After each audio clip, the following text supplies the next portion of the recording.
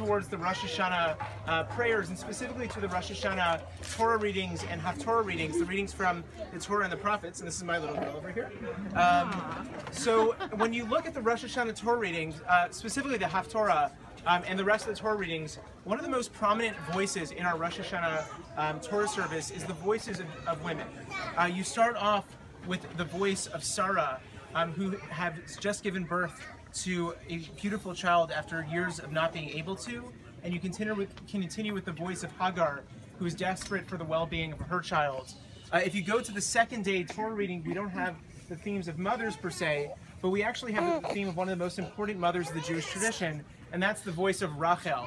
And the second day's Haftorah that we're going to read in synagogues across the world on Rosh Hashanah says, Rachel mevaka al baneha, Rachel cries for her children. And Rachel becomes the symbol, or really the ambassador, of a Jewish people in exile. That she's the one who cares for the Jewish people, who prays for the Jewish people, who cries for the Jewish people in a prayer for them to return and be redeemed and come back to the land of Israel. And when I was thinking about the role that Rachel plays in our Rosh Hashanah service, what it really brought me to was the importance of empathy in this world, and how empathy is something so lacking and such a beautiful trait that's represented by our foremothers in the Jewish tradition. Specifically, it takes a Rachel to realize that there is pain in the world and brokenness in the world, and it's her job to be the person to bring a sense of tikkun and fixing and blessing to a world that has been broken and a people that have been exiled and taken away from their homes. And when I was thinking about the value of empathy and how that's such a beautiful feminine trait, we all have combinations of masculinity and femininity within us, but how that in our Jewish tradition is definitely a feminine trait of being able to see the other and to feel their happiness, to feel their joy, but also to feel their pain. That's such a blessing and something I think we really need a lot more of in our world today. If you think about all the experiences, both national, international, communal, that we're going through.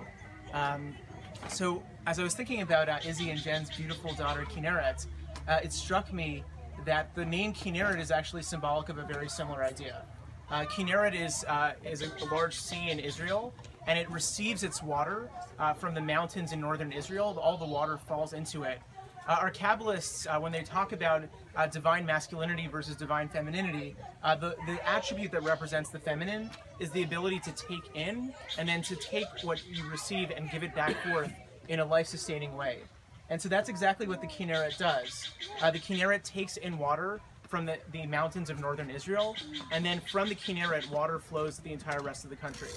And so my prayer and blessing to Kinney, to Kinneret, and to Gila and the entire Blumenfeld family is that your daughters should grow up with a love of their family, feeling the love of their family, a love of their people, a love of their Jewish people, a love of all people, and also the ability to take in the joys and the sadnesses of the world and feel the empathy for others, so that they can eventually take in all those feelings and create something meaningful and create a better place and a better world out of it. So that's my blessing to Kinney on her Simchat Bat this morning. And we're going to have a short service. We're going to start with a song, Hamalach HaGoel Eloti, where we pray for the well-being of all of our children. Then we're going to do a special Mishaberach prayer for Kinney, Kinneret, Ester. And then finally we're going to close with a blessing that Jen's going to make, a blessing of thanksgiving, of gratitude to Hashem for Kinney, for Gila, and for her own recovery as well. So we'll continue with the song. If you know the words,